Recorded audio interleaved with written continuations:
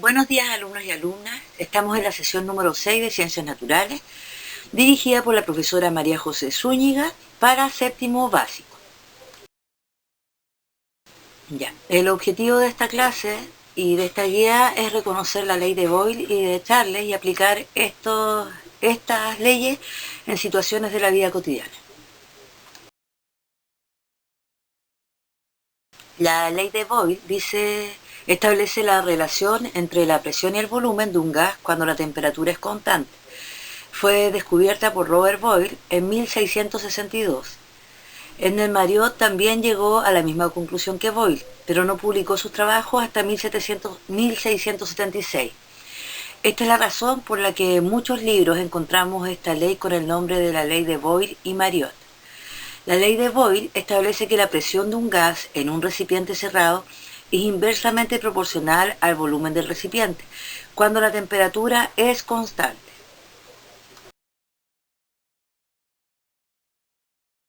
¿Qué es lo que dice la ley de Boyle? Dice que el volumen es inversamente proporcional a la presión. Si la presión aumenta, el volumen disminuye. Y si la presión disminuye, el volumen aumenta. ¿Por qué ocurre esto? Al aumentar el volumen, las partículas, átomos o moléculas del gas tardan más en llegar a las paredes del recipiente y por lo tanto chocan menos veces por unidad de tiempo contra ellas. Esto significa que la presión será menor, ya que representa la frecuencia de choques del gas contra las paredes. Cuando disminuye el volumen, la distancia que tiene que recorrer las partículas es menor y por tanto se producen más choques en cada unidad de tiempo. Aumenta la presión. La ley de Boyle descubrió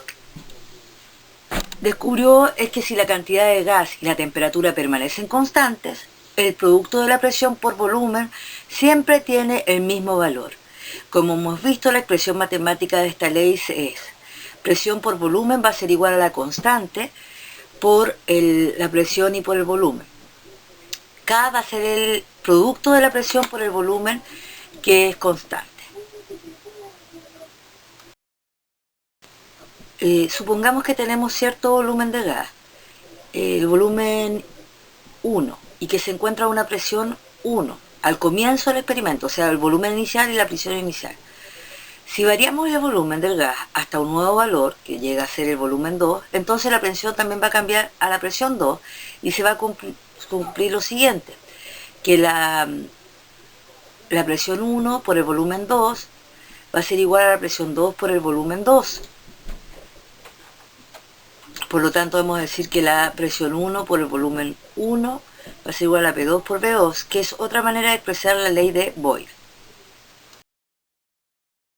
Ya, la ley de Charles. También se le llama ley de Charles y Gay-Lussac por un trabajo publicado por este último en 1803. ¿Ya? Se puede conocer con los dos nombres. La ley de Charles es una ley de los gases que relaciona el volumen y la temperatura de una cierta cantidad de gas a presión constante. En 1787, Charles descubrió que el volumen del gas a presión constante es directamente proporcional a su temperatura absoluta, en Kelvin.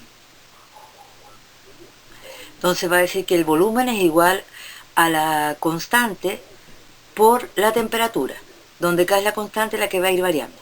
Por lo tanto, el volumen 1 partido por la temperatura 1 es igual al volumen 2 partido por la temperatura 2.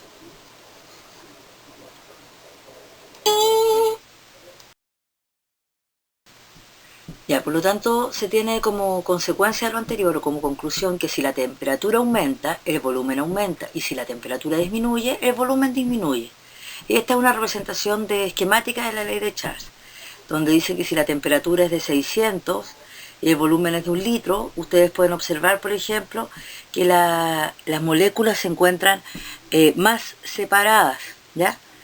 Y se disminuye la temperatura a 300 y el volumen es menor a medio litro, entonces van a estar más juntas.